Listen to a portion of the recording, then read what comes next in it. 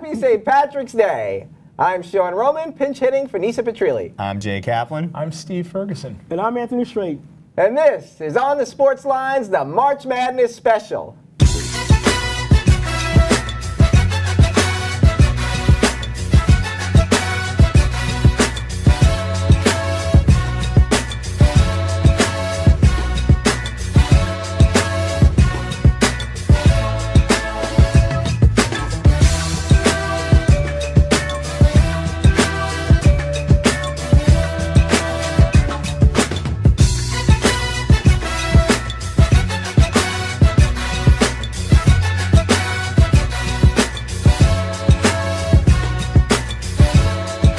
The craziest 3 weeks in sports is underway. From the first four to the final four and every game in between, there's nothing quite like the NCAA tournament. Tonight, we're all about the madness. We're going to take a look at the top seeds, the bracket busters, and the must-see matchups. We'll also give you our Final Fours and explore the one-and-done rule on its 10th anniversary. As always, we would absolutely love to hear from you. So please email us at fanspeak@onthesportslines.com. Send your tweets to @onthesportslines and your posts to facebook.com/onthesportslines. The top seeds in each region supposedly have the best chance to make the Final Four. It also means that they have the biggest targets on their back. We're going to take a lightning round look at all the top seeds and give you our take on each of their chances to get to Houston. Jay, which top team do you think has the hardest road to get to Houston? Well, I'm not being a homer when I say this, Sean, but I do think it's my North Carolina Tar Heels. The committee did not do the #2 overall seed any favors. Potential second-round matchup is either going to be Providence out of the Big East with one of the best guards in the country in Chris Dunn, or USC out of a very tough Pac-12, one of the better backcourt duos in Julian Jacobs, Jordan McLaughlin. Waiting for them in the Sweet 16, Big Ten regular season champ Indiana, led by do-everything guard Yogi Ferrell, or Kentucky, led by point guard Tyler Ulis, who's an All-American candidate, and Jamal Murray, who is one of the best freshmen in the country. Should they even get past any one of those guys? The East Regional Final, who's lurking? You got a West Virginia team that was #2 in the Big 12, forces turnovers 25% of the time, and rebounds the ball like a demon behind Devin Williams, or Sean's favorite team, Xavier out of the Big East, who was #2. They have roster depth to rival North Carolina and a 1-3-1 zone defense that'll give you a fits. And they do score the ball often enough, led by Trevion Blewett and big man Jalen Reynolds. The Tar Heels are going to need to do what they've been doing well all season, guys. That's rebound on both ends of the floor, get out in transition. Nobody has a better secondary break, as well as what they've started to do over the past few weeks, which is play stifling defense both in the paint and on the perimeter. And they need Joel Berry and Marcus Page to keep making shots. If all that continues, they have a chance to get to Houston, but in no way is it going to be easy. All right, Steve, let's ask you a slightly different question. Okay. Which of the top teams do you think has the easiest road to get there? Well, I'm going to go with a team that you probably wouldn't think of right away, but I'm going to go with the Oregon Ducks. Tell me why. I think, well, first of all, this team had a 28-6 record, which is an excellent record. They destroyed Utah in the Pac-12 tournament. They also averaged 78.6 points per game. And you have 3 Canadian guys on their team, which is interesting. And you look at Jordan Bell, Dylan Brooks, and Corey Benson. But the main reason I think they can do it is their scoring. The problem they're going to have is if they don't rebound, and they are not a good rebounding team. No. I think the only teams out of their conference that really will push them hard would probably be Xavier if they get to that level. Well, that would be in the finals. And Duke, which we all know Duke, with their magic, they always figure out a way to beat teams. So Oregon's a sleeper team to me, but I think they have a shot at Oklahoma could give them trouble. Yeah, also. Oklahoma could with Buddy Hield. He's a phenomenal player. Definitely is. Very versatile. Yes, he is. Anthony, all right, so which of the top teams, and there's some great ones this year, do you think has the greatest chance of getting bounced right around the Sweet 16? You know what? I'm looking at the South bracket, and it's the Villanova Wildcats. Now, if you're a fan of Villanova, you got to be thinking to yourself, here we go again. Yep. Same regular season, 29 wins. They're the Big East regular season champs, but they lost the tournament final to Seton Hall. And you missed, and here's the thing. How big is that loss? They would have been #1 in the East bracket had they won. That's right. Could have had a Sweet 16 in home in Philadelphia, but now here you are.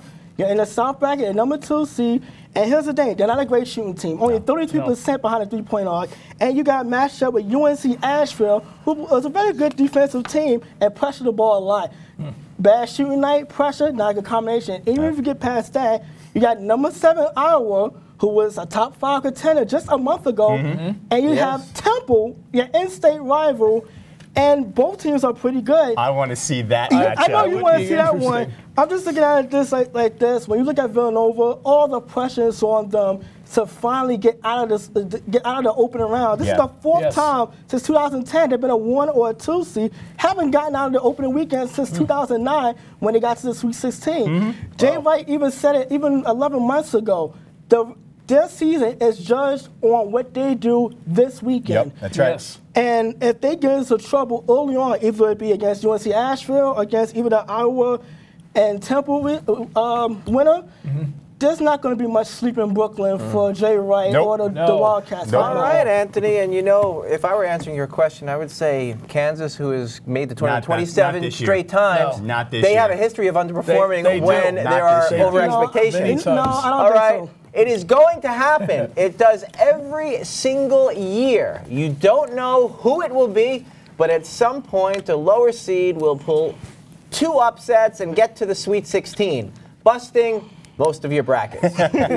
Which teams are most likely to kill your chances to win your office pool? Our panel is going to weigh in. And Anthony, we'll start with you. Who do you think is going to put on Cinderella's shoe? You know what? I got to go with them because I seen them last week during the Big East tournament, and I just mentioned them, the Seton Hall Pirates. Really? The Big East tournament champions, and the number 6 seed in the Midwest region. Here's the thing. Kevin Willard has done a tremendous job with this team. One of the youngest teams in the country, 25-win season. Here's the thing. Last weekend, they beat Xavier and Villanova on back-to-back days. That's to win 3 games in 3 nights is very hard. But to do it against 2 at one point this season, number 1 top teams is very impressive. They're a very good defensive team. 94.3 defensive efficiency, which is in the top 15 in the country. And they have a stud, Isaiah Whitehead, who is phenomenal. He was the tournament MVP.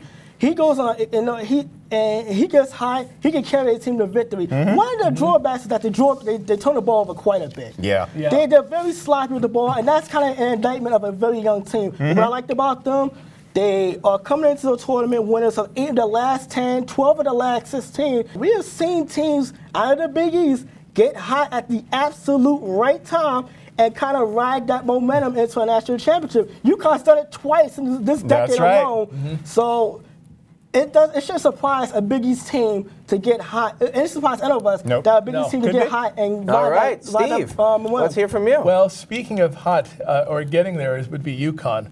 And remember, this team won the championship just 2 years ago under Kevin Ollie. And very unexpected streak that time. I mean, the deal with Connecticut is they know how to win. And they really do it in crunch situations. You look at their lineup, and you look at Sterling Gibbs, who's a phenomenal outside shooter, Daniel Hamilton, Sean Miller, their defense with Rima and Rodney Purvis. These guys are flat-out terrific players. And Kevin Ollie, if you remember down the stretch, they were struggling, and everybody was wondering when they were going to get into the tournament. Right now, I don't think anybody wants to play Connecticut. No, Jay, you're a Yale man. Are you going to predict Yale this year? I got to tell you, I know the rabbi was not surprised by this, but I was. Already, 2 12s knocking off a 5. Arkansas Little Rock knocking off Purdue in the Midwest. You've got Yale upsetting Baylor in the West. 25th time in the last 28 years that a 12's knocked off a 5. Last year was one of the few times where it hasn't happened. The team that I'm looking at who could put on Cinderella's slipper is the number 14 seed in the East, which is Stephen F. Austin. Now, it's rare for a 14 to put on the slipper, but this is a team that has as good a chance as any. This is the 3rd straight trip to the Big Dance for this senior class. Upperclassmen with plenty of tournament experience, knocked off VCU in 2014, almost knocked off Utah last year. They bring pressure D for a full 40 minutes. They turn their opponents over 26% of the time. That's number 1 in the nation. That creates 6 extra possessions per game for their offense. The team rarely turns the ball over when they have it in their hands. Their do-everything guard, senior Thomas Walkup, has the ball in his hands most of the time. He only turns it over 12%. On offense, they're patient but efficient. They regularly run 20 seconds or more off the clock. The 12th nationally in effective field goal percentage. 2 players who combine top 40%. As a team, they hit 37 plus from downtown. Play inside out, share the ball, move it around. They are as dangerous as a 14 seed can be, and I'll tell you what, if West Virginia doesn't have its A game, Bob Huggins is going to go down at the hands of his former assistant, Brad Underwood. Ooh, wow. All right, we may be about halfway through the first round, but we can't help but look ahead to those weekend games of the second round. Our panel is going to give you their picks for the Saturday, Sunday games that should be appointment viewing. Steve, what's your potential weekend must-see game? You know, my game that I'm looking forward to watching is Virginia-Butler. Virginia is such a really great poise team. If there's any college team that plays with poise and confidence, that's the team. And you look at Malcolm Brogdon, who's easily one of the best players in college basketball, and you add that to their style, the way they take care of the basketball, the way they run the clock down, they play great defense. London Parentes is a very good point guard. And they have Anthony Gill, who's a very good defensive center, even though he's 6'8". And you look at Butler, this team is still very good, even though they don't have Brad Stevens as their head coach anymore. They still have a very good team. You look at Roosevelt Jones, you look at the really good shooter they have in Kellen Dunham. He's a phenomenal outside shooter. You can never leave that guy open. And Kellen Martin. So they have a guard tandem that can play really well. I'd like Virginia to beat them, but I think Butler's going to give them a very good battle in that game. Be worth seeing. What I'm looking at is in the West region. You have a potential second round matchup of number 7 seed Oregon State against 2nd seeded Oklahoma. And if you love guard play, this potential matchup is right up your alley. You have one of the best offensive players in the nation in Oklahoma's Buddy Hield, and one of the best defensive players in the nation, Gary Payton II. Wow. Yes, son of that Gary Payton. Okay, that guy. Hield averages 25+ points per game, 5+ boards, 2 assists, and a steal. He shoots 89% from the line, 46% from beyond the arc. He's had 10 30-point games. He's about as close as the college game has to a Steph Curry. He's among the front runners for Player of the Year. Gary's little boy does everything for the Beavers, leaves them in points, rebounds, assists, and steals. He's the only player in the nation averaging 15.5 points, 7.5 rebounds, 5 assists, and 2 steals. He's also the first player to ever be named consecutively in 2 straight years Defensive Player of the Year. I'm sure that makes his dad very proud. Sure the glove. Oregon State has a tougher opening round matchup. They have number 10 VCU. Oklahoma has 15-seeded Cal State Bakersfield. But if these two meet in the second round, Hield versus Payton is going to be a matchup you should definitely tune in to watch. Definitely. Anthony. Well, my matchup is basically, long story short, everything is bigger in Dallas.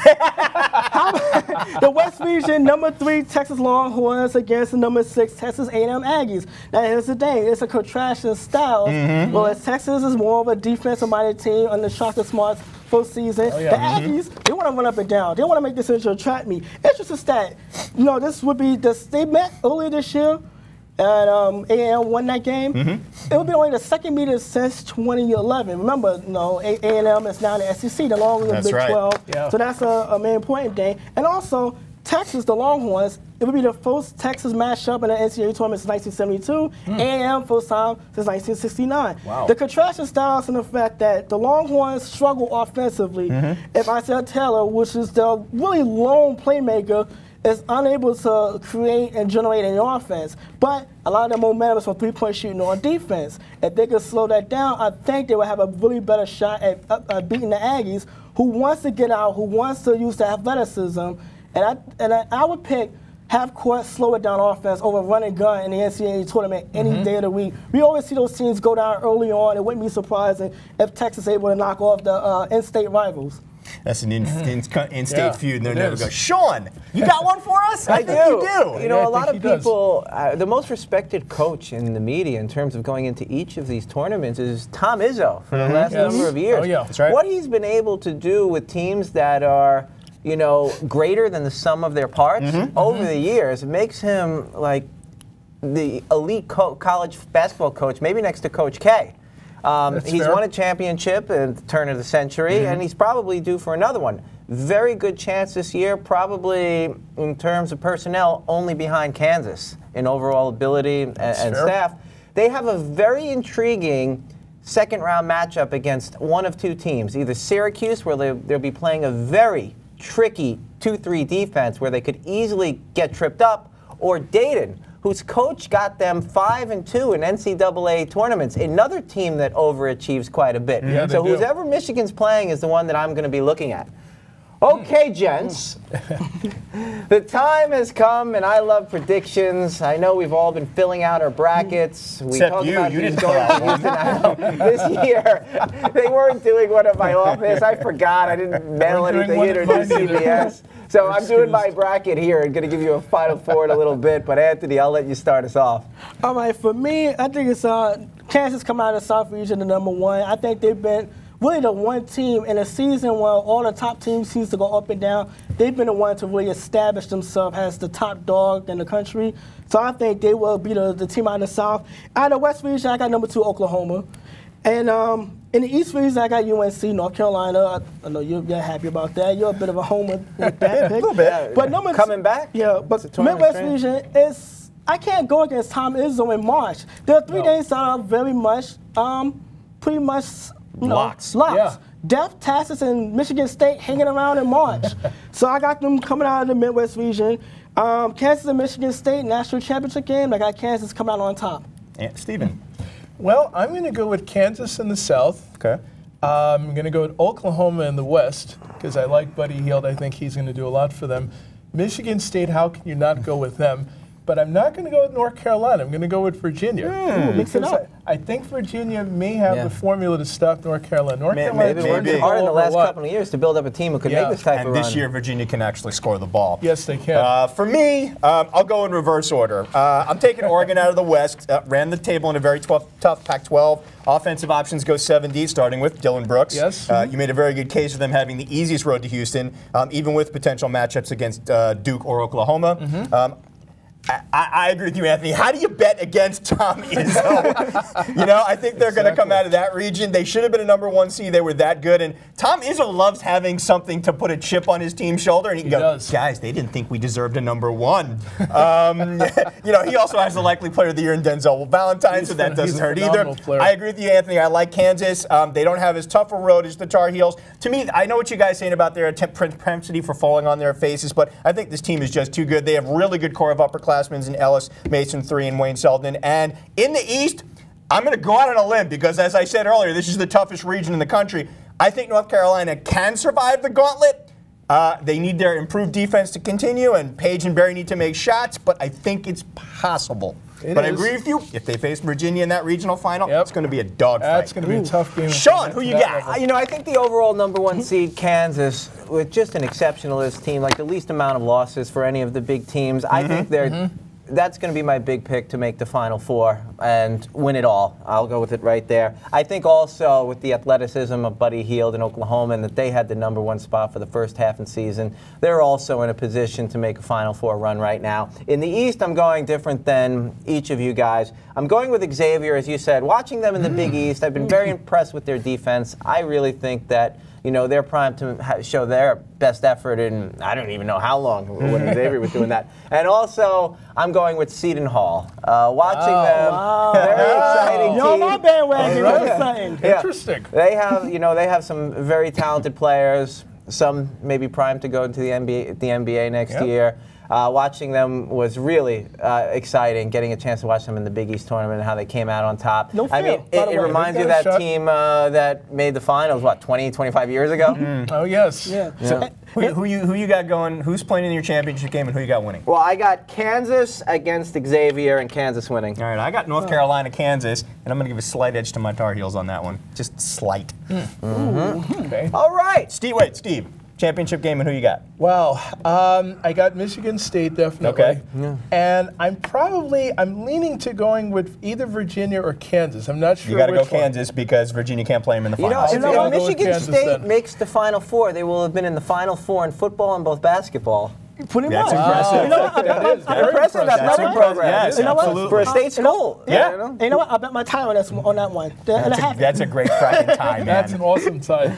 Whether it's the recent Kentucky teams, Jaleel Okafor of Duke, D'Angelo Russell of Ohio State, or this year's most likely Ben Simmons of LSU, one of the underlying storylines of March Madness is which freshmen are going direct from the NCAA tournament to the NBA draft.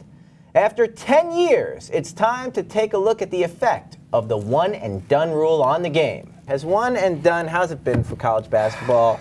Express yourself. This has been a colossal disaster. I think the NCAA and the NBA need to work together to eliminate it. I don't see how. What do you think they should do? I don't see how either. I'll tell you. I'll get to that in a second. I don't see how either institution can claim this has been anything other than a cluster. Frack. You got the NBA D-League now, and you've got overseas options like what Brandon Jennings is. There's no reason for this to exist. The NBA doesn't want 18-year-olds coming straight into their ranks. I don't care if you're the next LeBron James, okay? You have no business going to the NBA direct out of high school. NBA coaches do not have the time to develop teenagers. Their primary focus is winning games. Ben Simmons is not ready for the NBA. He has a suspect jump shot. Brandon Ingram, not ready for the NBA. He's a 190-pound string bean. He's going to get knocked around. You know who is ready for the NBA? Buddy Hield. Denzel Valentine, Perry Hills, Bryce Johnson. You know what these guys have in common? They're seniors. 21, 22-year-old men spent 4 years playing in the toughest conferences, learning from the best coaches, maturing as men as well as players. I think drastic change is needed, and here's what I'd go with, Sean. Bare minimum, you accept a scholarship, you're locked in for 2 years. Though I got to tell you, I would prefer they follow the NBA model where you have to be 3 years removed from high school, which means you're either a redshirt sophomore or a junior before you can declare for the draft. You'd have guys locked in for 2 to 3 years. That means college basketball is not in a constant state of roster overturning. Fans get to enjoy their favorite players for more than one semester, and the NBA gets men instead of boys. Win-win for everyone. Absolutely. Guys, do it quick so you each get your point across. Well, I'm going to say this. It's also bad for the NBA because, again, LeBron James, they come along once in a lifetime, to be perfectly honest. You're lucky if you get Kevin Love, who came out after a year out of UCLA. Most of these guys aren't physically ready. They're not strong enough physically. They're not smart enough, and they haven't learned the game well enough. Now, you look at a guy who really learned the game well, who played 4 years, and that's Tim Duncan. And he's going to be in the Hall of Fame. So I think that says it all right there. Anthony. You know what? It just gives the whole idea of student athlete a total joke. It's a joke. Yeah, it is. Like, why are you giving these kids athletic scholarships and you know they're not going to school? Ben Simmons, there's a reason why he's not eligible for the John Wooden Award. He can't get a 2.0 grade point average because you're not going to class. You can't, and it's ridiculous because you got the other collegiate 1A. That music right there means it's time for the 3-minute warning. So, Anthony, will you lead us off? Yeah, sure, absolutely. I don't know about you, but I had enough of these former players coming out of hiding and taking shots at today's generation. First, you have Oscar Robertson and Walt Frazier telling us how they regard Steph Curry. Then you have Goose Gossage ranting about everything that is wrong with baseball. I heard respecting your elders, but when do the elders respect those who are carrying on what they started? The point is, these former players refuse to see that sports evolve, and so does its participants. For all these players couldn't play in my era talk, I don't think guys of yesteryear will last long in today's game. Across the board, from NFL to MLB, players are bigger, stronger, and more athletic than those who played decades ago. It's about time we stop comparing apples to oranges and start appreciating the variety that comes in the fruit basket. Every generation has its legend, and it's time fans, media, and especially ex-players start appreciating and embracing what this current generation has to offer. So my plea to all former players across the board, please, put sugar on top, put a sock in it. Amen. All right. Mike Rizzo, your time could be up now. In life and in sports, one thing always comes to the fore, and Janet Jackson said it best. What have you done for me lately? This slick, conniving GM of the hated Washington Nationals can opt out of his contract on June 15th. Now, 8 years into his tenure, he can say adios to DC. In his tenure, he's been to the playoffs twice. 2012 was his best chance in the World Series, but this deranged mastermind left Steven Strasburg, their ace pitcher, out of the fun because of an innings limit after Tommy John surgery. Still think it was a good idea, Rizzo? 2014, his team was 1 out away from winning Game 2 in the playoffs, but once again came up short in the game and the postseason. Strike 2, Rizzo. Funny how Brian Cashman, Ben Cherington, and Brian Sabian in that time got to and won a World Series, but you've never even been there. R.I.P. Rizzo, time is up, and this Mets fan says, time to go. At 5:55 p.m. on Selection Sunday, Webster's Dictionary added a no example to its definition of the word hubris. It read, see CBS's epic fail at doing a 2-hour selection show in 2016. The show would have been an epic fail even if the completed bracket hadn't been leaked on Twitter at, that's right, 5:55 p.m.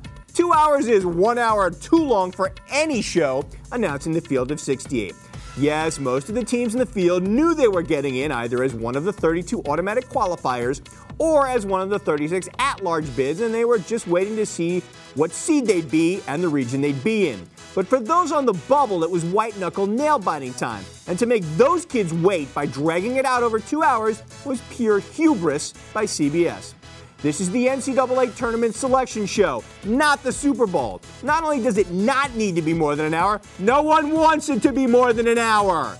Now, the Twitterverse was understandably skeptical when the bracket leaked by a guy who has since shut down his account. But once it became clear that it was legit, everyone, including me, was cheering this guy for giving us what we really wanted. Well, everyone except CBS and the NCAA.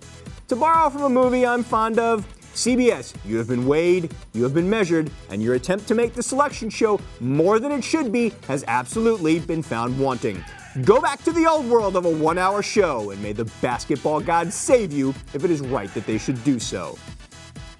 The Chase Utley slide has led to another rule change which is diluting the purity of the game of baseball.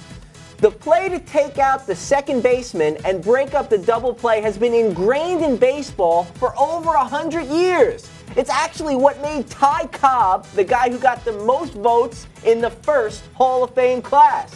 And don't forget, it was Ruben Tejada who put his body on the line when he tried to pirouette around second base.